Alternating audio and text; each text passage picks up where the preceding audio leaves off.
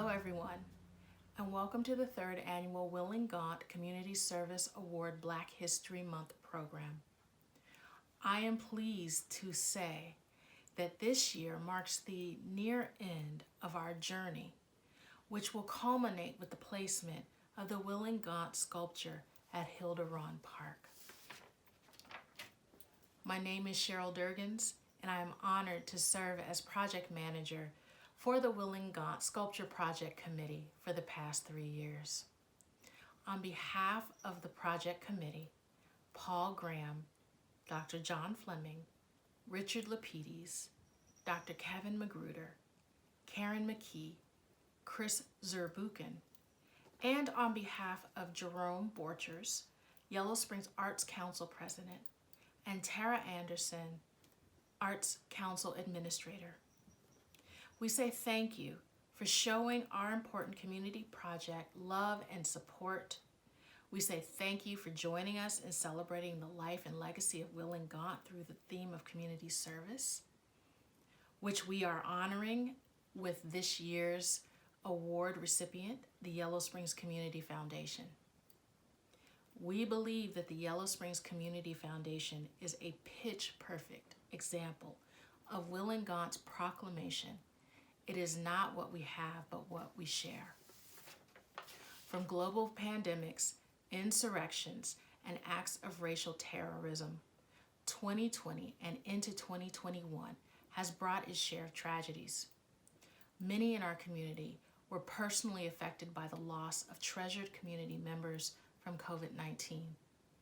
Many of our neighbors remain challenged by the loss of livelihoods and food insecurity.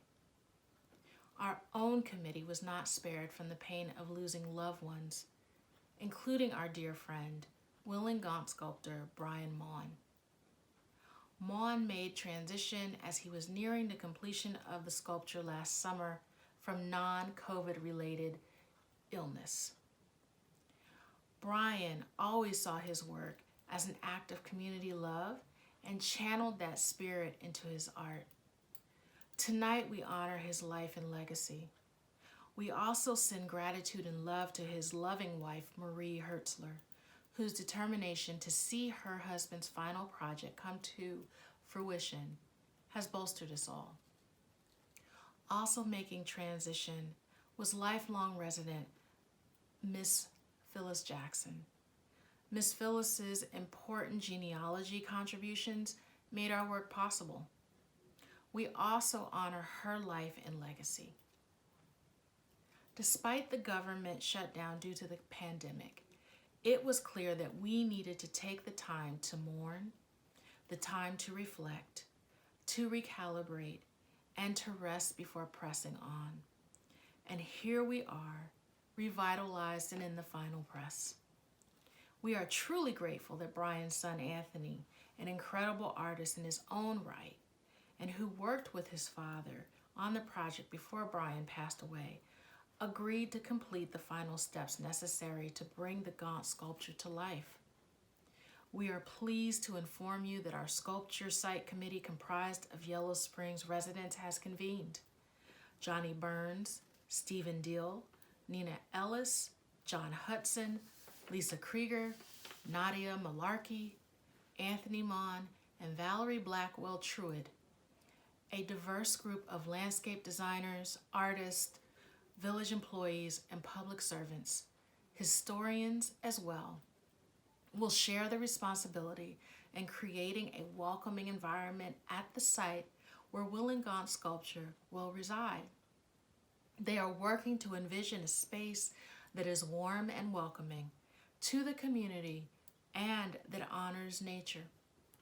We place an imprint in our collective memory as a community when we take the time to remember our ancestral legacy.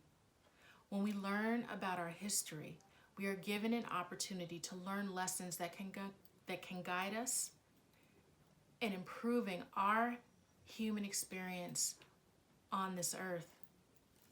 Gaunt's life offers us a blueprint for a way to live with that harmony of self-empowerment by combining the power of love with collective strength and wealth, in whatever form wealth takes. however it manifests itself. We empower each other through our acts of service as a community.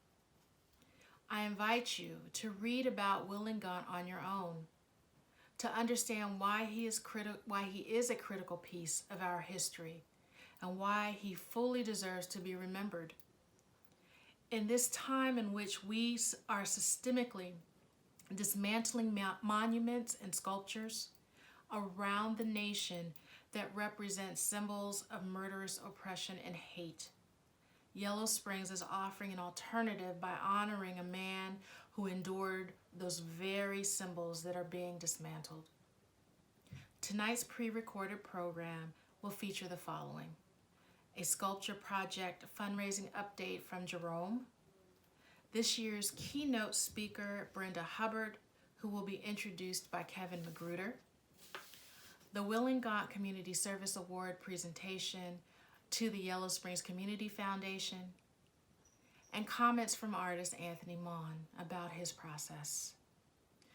Finally, I need to shout out Current Cuisine for coming through with some delicious cookies in honor of Will Gaunt as a lead up to our event. We normally have a sugar cookie and tea reception, but clearly because of COVID, we were unable to do that this year. So this is an opportunity to support a great local business and still honor that tradition of sugar cookies. And if you make your own tea, you know, sugar cookies and tea. Thank you. And thank you for joining us. It's rolling and I'm leaving. Wait, hold on. Yep, it's rolling. Okay.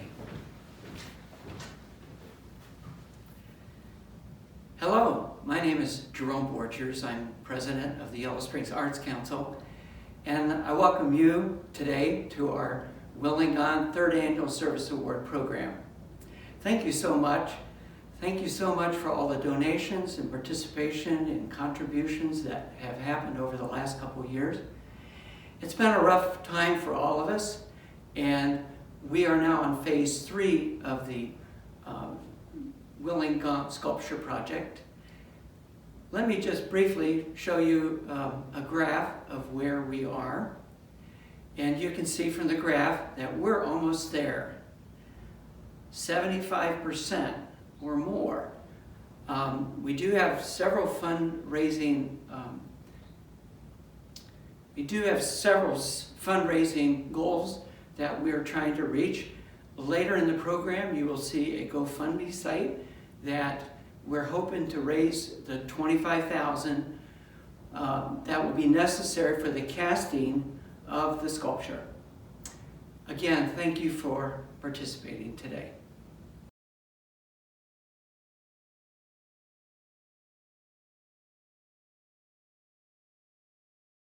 Good evening. I'm Kevin Magruder, treasurer of the 365 Project. It is my pleasure to introduce Brenda Jean Hubbard, the author of the new book, Legacy of Grace, Musings on the Life and Times of Will Gaunt. A native of Yellow Springs, Brenda is a professor emeritus at Central Washington University, where for 23 years, she variously served as chair, head of performance, graduate coordinator, professor, artistic director, and play director in the theater arts department.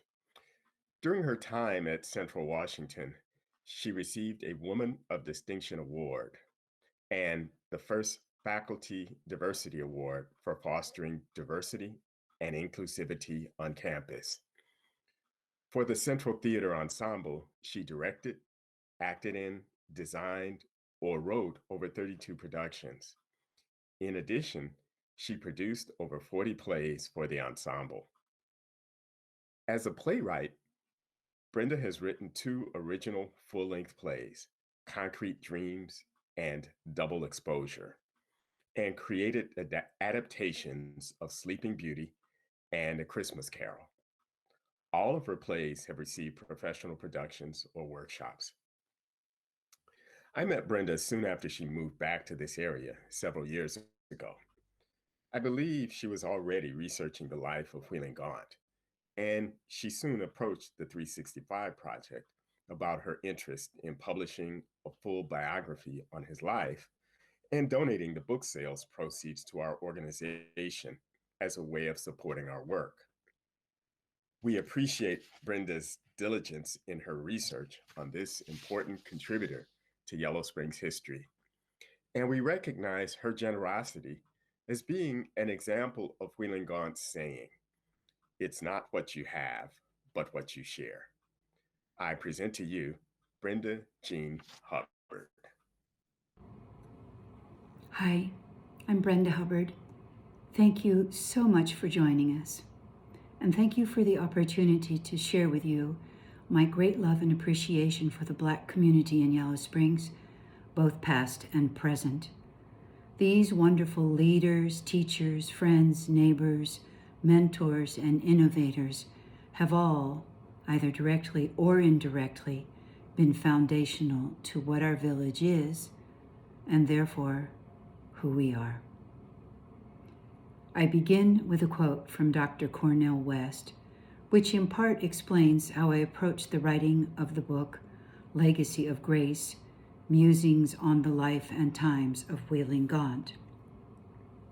Dr. West: to me, healing means you have to recognize there is a wound, and you try to understand what the sources of the wound are, which means you try to tell a story about how it came to be. So you have to engage in some historical interpretation. We have a wound. Our country has a deep, ugly, festering wound wrought of slavery, oppression, racism, brutality, and exploitation. But coupled with this wound, or I should say in spite of it, are monumental, true stories of heroism, innovation, achievement, and accomplishment by so many people of color. Wheeling Gaunt was one of these people. 33 years ago, I first became aware of Mr. Gaunt when my own mother received one of his philanthropic gifts, which were subsequently brought to her door every Christmas for the last 11 years of her life. The gift was actually sacks of flour and sugar that in his will, Mr. Gaunt had gifted to the widows of the village of Yellow Springs. This Christmas tradition, which began after his death in 1894, continues to this day. It is the one gift he is perhaps best remembered for. It's one of his most famous legacies, reported on by the media, often throughout the world. Impressive though it is, there are many other aspects to his life and times that are equally impressive and demand the telling. But let us begin by looking at the simple concept of grace. I'm talking about spiritual grace. In Christian teaching, God gives us grace even when we don't deserve it. Amazing grace. In an interesting way, Wheeling Gaunt did the same thing. He demonstrated grace to many people, some of whom likely had never done one kind thing to him, or anybody else for that matter, and yet he extended grace to them. Living in a brutally racist society, he likely witnessed acts of terrorism against people of color throughout his life. It is also likely he experienced some of this persecution himself. How could he not? At some point in his life, every aspect of his life, from where he slept to who he married, when he could see his own wife and child, where he could go, how he could dress, eat, take a walk, express his thoughts, wash his body, go to the restroom, get a sip of water, dream his dreams, get an education, feel safe, earn his money. Every facet of his life was either directly or indirectly influenced by the color of his skin and the condition of slavery. So, who was this man who had made the choice to employ kindness and compassion in response to a world filled with hatred and terrorism towards people of color. What possessed him? Was he in part doing for others what he was never able to do for his own enslaved mother? After all, she was brutally stolen from him by his own father when he was but 4 years old. Was his gift to the widows of the town an act of returning symbolically to the wounded place Alice Walker referred to when she wrote, "Healing begins where the wound was made"? How he lived, what obstacles he overcame, and what motivated him to achieve became driving questions for me. Who was he, really? What was his journey like? How did he end up in Yellow Springs? How did African Americans live at this time in history? What motivated, inspired, and empowered him to achieve such a legacy of grace? I couldn't stop wondering about him and set about to find some answers. In the course of the next 7 years, I came to understand more about Mr. Gaunt's life and times. I also gained a greater understanding about the true story of the founding and building of America. It is a story that I knew next to nothing about. It wasn't taught in history books that I read or the schools I attended. The life of Wheeling Gaunt encompassed a complex and multifaceted identity. His creation resulted from the melding of two very different cultures and ancestry, being both African and European. He was the son as well as slave of a white slave master father and a black enslaved mother. A 4-year-old boy whose mother was stolen from him. A brother who throughout his life helped to raise and care for his sister Louisa and later her family. An uncle to Louisa's daughter who was plagued by mental illness and whose husband was disabled after his military service in the Civil War. A half-brother to 6 white brothers and a sister, only 3 of whom survived into adulthood. A man who was enslaved for over 1/3 of his life to his own privileged white family. At a time when traditional marriage arrangements were made difficult, if not illegal, for blacks, he was a devoted family man who was married for over 30 years to Amanda until her death. He was a father to at least one child who predeceased him, a boy named Nicholas. At various times, he was likely a house slave, a field slave, a laborer, teamster, carpenter, seller of apples, and a bootblack. Eventually, he was a freed man, and it is also likely he was a resistance fighter on the Underground Railroad, providing a safe house for escaping people. Assuredly, he was a savvy businessman and real estate investor, and a husband again after his first wife's death to Elizabeth, who cared for him in his final days. He was a member of the African Methodist Episcopal Church in Yellow Springs, a celebrity in the newspapers whose finances were the fodder of much speculation and gossip. He was a friend or acquaintance who was purported to have known many impressive people of the period, including Frederick Douglass, Dr. W.E.B. Du Bois, Bishop Daniel Payne, Bishop James Shorter, and Dr. John Mitchell.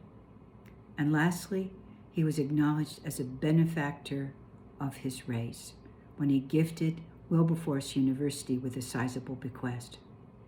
He was a man who believed in freedom and justice and devoted his life to helping others achieve such dignity. On a personal level, we can infer that he was socially adept, hardworking, intelligent, and a strategic thinker. A man who, against all odds, earned enough money to purchase his own manumission as well as his wife's and another young man whom some speculate was his son. He was diligent and disciplined, saving money over years and years of effort. He was also a man of principle who put the welfare of others ahead of his own. A man of courage at the age of 52, he moved with his wife Amanda from Carrollton, Kentucky to Yellow Springs, over 140 miles away, as the Civil War raged on. He was civic-minded and ran for the school board after the village integrated its schools. Toward the end of his life, he was lauded in newspapers throughout Ohio and Indiana as the richest colored man in Ohio. He left sizable bequests to Wilberforce University and the village of Yellow Springs, as well as providing for family, church, and friends. In the final analysis, he fared far better financially than either of his two privileged white half-brothers. At his death, his estate was worth considerably more than theirs. He also outlived both half-brothers. He accomplished all of this while living in a harshly racist society and being enslaved for over 1/3 of his life. He realized all of it without any formal education that we know of, only learning to read and write in the latter part of his life. Today, he is the subject of veneration in his community. Wheeling Gaunt lived for 82 years. The study of his life and world tells us about a time in the relatively recent past when humans bought and sold other humans, and when our country flourished economically by figuratively and sometimes even literally standing on the backs of a race of people. As I researched his life, it soon became apparent that aside from a large variety of legal documents noting the purchase or sale of properties, along with some newspaper articles, little primary source material existed.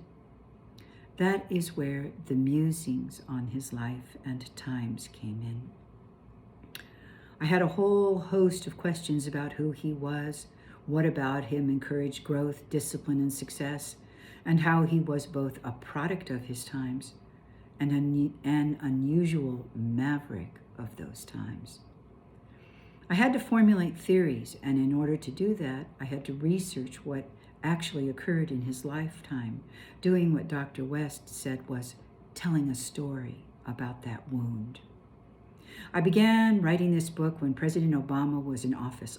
I wanted to make Mr. Gaunt's great legacy known, and by doing so, both examine the origins of oppression while also attempting to imagine how he overcame them, doing what so many people of color have done throughout history in a wide variety of ways, both large and small.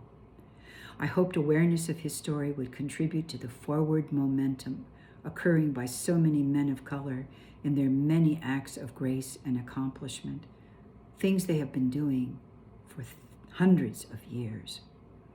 Certainly, President Obama's legacy is a significant part of that momentum, but there are countless other examples that our nation rarely acknowledges. Now, 7 years later, as heinous criminal actions are regularly perpetrated against people of color, it is crystal clear that much of the racial oppression that occurred throughout Mr. Gaunt's life is still one of the most pressing concerns of our country. We must understand where we have been, grasp where we are, and both discern and choose where we want to go and how we are going to get there.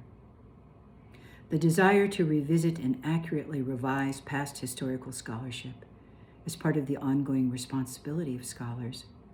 It is fundamentally important to analyze the many elements that have defined our national history as we question and revise, unearth and protest, change and rebuild. In doing so, we seek a truer and more inclusive understanding of how America was forged. By unmasking misconceptions and half-truths and allowing ourselves to reimagine a more honest American history, we may realize that our national identity is never static or conclusive. Rather, our national identity is an ever-evolving journey to illuminate and expose both the victories and trauma that have shaped our nation. In doing so, we might even dare to imagine a better tomorrow. I hope you will buy my book, Legacy of Grace, the proceeds of which will all be donated to the Yellow Springs 365 Project, a most worthy nonprofit organization dedicated to celebrating the history of Black America, sharing its history, and combating racism. Let us never give up the fight for right. Thank you, Mr. Wheeling Gaunt, and thank you for watching. So the camera's rolling again. Hello again. And now we come to the Community Service Award portion of our program. We're very excited this year because the organization we've selected for the award has been really stepping up with community activities. You know, with the pandemic, we've all had a very difficult year. Many things had to happen so that our community could remain intact and safe. And the Yellow Springs Community Foundation has done all of those things. You know, Wheeling Gaunt represents a person of service. It's not what we have, but what we share is what he has said in the past. And we would like to continue that with our award as we watch various people or community members provide service to our community. Past winners of this award, last year was the 365 Project. The first year for the award was Mrs. Sims and her first grade class for their wonderful portrayal of Wheeling Gaunt from first graders' point of view. Some of the things that Yellow Springs Community Foundation did this year was organize some of the food banks and around the town to help people who in need of the food. Also things relating to distancing, sanitizers around the community, and other things like that. It was a lot of innovation. No one has written this book before, and yet Yellow Springs Community Foundation stepped up and has really brought this community together to stay together. So it's with a lot of pride that we introduced the Yellow Springs Community Foundation and present this award to them.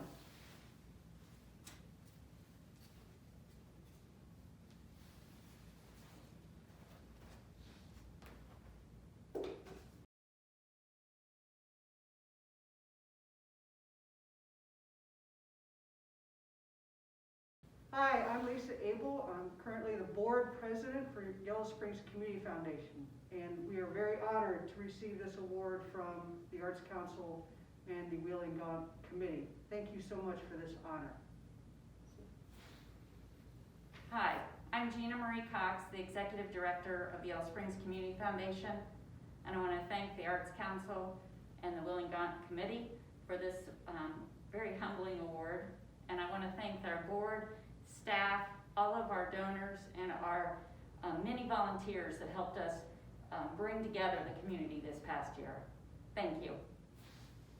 Other than helping my father with some of his work, which I've been doing since I was 18, I have myself become an oil painter, and so I live in Detroit now and primarily make oil paintings, but I had been just down here in the spring working on the Gaunt sculpture with him, so my hands were still familiar with the work. And this will be the first sculpture that I'll be completing of this magnitude. So really pleased that I'm able to be here and do that. And yeah, so this work is a little different than the oil painting work that I typically do, which is a little more, of a sort of personal vision of though I do portrait painting, so there's a lot of overlap between, of course, sculpting and painting, especially with portraits. But I am enjoying feeling like I'm sort of in service to the community and not having to think quite so much about like my personal vision of the piece, but really just trying to do something. Sling it actually this way. There is, of course, in the last 10% of working on a sculpture, a lot of important decisions that have to be made. So there still have been a number of those, particularly the face and hands, or of course the face is of course the most expressive part of the sculpture. So I've been spending quite a bit of time working on that. I feel like it's been something of a consensus from the people I've talked to around the project, that him having a sense of generosity is very important. So my father and myself have been trying to give him a warmth that maybe you wouldn't typically have had in a sort of 19th century style bronze figurative sculpture, even though for the most part this is fairly traditional in that sense. So we want there to be that warmth and generosity there, but also I think a seriousness that reflects, of course, the accomplishments and the struggle that Gaunt overcame in his life. So I think those are sort of the two things which are not in tension at all with each other, but that need to be balanced, is a sort of both a seriousness and a sense of gravitas on one side, but also a warmth that shows that generosity that he was so well known for on the other.